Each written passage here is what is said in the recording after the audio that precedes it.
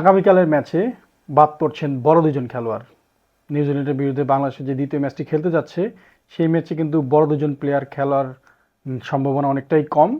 হয়তো মাহমুদুল্লাহ ইন হবে। হ্যালো, আসসালামু আলাইকুম, কেমন আছেন সবাই? আশা করি সবাই ভালো আছেন। আজকে আমরা আলোচনা করবো বাংলাদেশ ভার্সেস নিউজিল্যান্ডের ম্যাচের কেমন হতে পারে বাংলাদেশের স্কোয়াড। অলরেডি আমরা বলে ফেলেছি বড় দুজন প্লেয়ার কিন্তু বাংলাদেশ টিম থেকে বাদ পড়বেন, এবং তার মধ্যে আপনারা অলরেডি চিন্তা করে ফেলেছেন কে কে বাদ পড়তে পারে। এর মধ্যে আছে গত ম্যাচে 3জন প্লেয়ার ডাক মেরেছেন, সেই 3জন, এবং গত ম্যাচে অনেক বেশি রান দিয়েছে সে একজন বলার। অবশ্যই সেই বলারটি মুস্তাফিজুর রহমান। মুস্তাফিজুর রহমান আসলে প্রথম ম্যাচে আমরা চিন্তা করছিলাম অনেক বেশি ভালো করবে। মুস্তাফিজ আসলে যে পিচে অনেক বেশি ভালো বোলিং করে, সেরকম একটি পিচই কিন্তু ছিল দুবাইয়ের ইন্ডিয়ার বিরুদ্ধে বাংলাদেশ যে ম্যাচটি খেলেছে সেই ম্যাচে।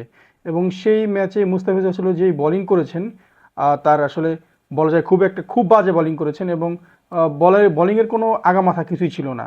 সে কিন্তু এরকম খারাপ বোলিং করেছেন, তাকে আসলে দলে রাখার এখন কোনো মানেই হয় না। নিউজিল্যান্ডের বিরুদ্ধে অবশ্যই আমাদের একজন ভালো পেসার লাগবেন, যার কারণেই কিন্তু দলে আছেন রানা, তাসকিন আহমেদ। তারা কিন্তু দুর্দান্ত বোলিং করছেন, এবং তাদের প্রিভিয়াস যে বোলিং তারা কিন্তু অনেক ভালো করেছেন এবং প্রতিটা ম্যাচে ভালো করছেন। তাসকিন কিন্তু ইন্ডিয়ার বিরুদ্ধে যথেষ্ট ভালো বোলিং করেছেন, এবং মুস্তাফিজ যদি বাদ পড়ে তাহলে কিন্তু সেখানে ঢুকছে রানা, এটা নিশ্চিত। মোটামুটি আরেকজনকে বাদ পড়বে, সেখানে কিন্তু এগিয়ে আছে মুশফিকুর রহিমের কিন্তু বিগত পারফরমেন্স খুবই খারাপ। সে কিন্তু রান পাচ্ছে না, অনেক দিন ধরে রান পাচ্ছে না, এবং মিডিল অর্ডারে কিন্তু সে কিন্তু সুবিধা করতে পারছে না। মুশফিকুর রহিম বাদ পড়লে অটোমেটিক সেখানে জায়গা পেয়ে যাবে মাহমুদুল্লাহ রিয়াদ, এবং এটা ড্যাম শিওর আগামী ম্যাচে মাহমুদুল্লাহ রিয়াদ খেলবে, এটা আমরা মোটামুটি নিশ্চিত করতে পারি।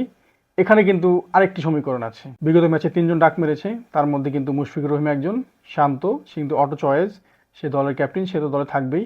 আরেকজন আছেন সৌম্য সরকার, তাকে যদি আমরা বাদ দেই তাহলে আসলে কিভাবে কি হবে আপনারা চিন্তা করছেন। তাহলে সৌম্য সরকারের জায়গায় ব্যাটিং করবেন মেহেদী মিরাজ, এবং হয়তো একটু এগিয়ে যাবেন তহিদ হৃদয়, এবং মুশফিকের জায়গায় থাকবে মাহমুদুল্লাহ, তার পজিশনে চলে যাবেন।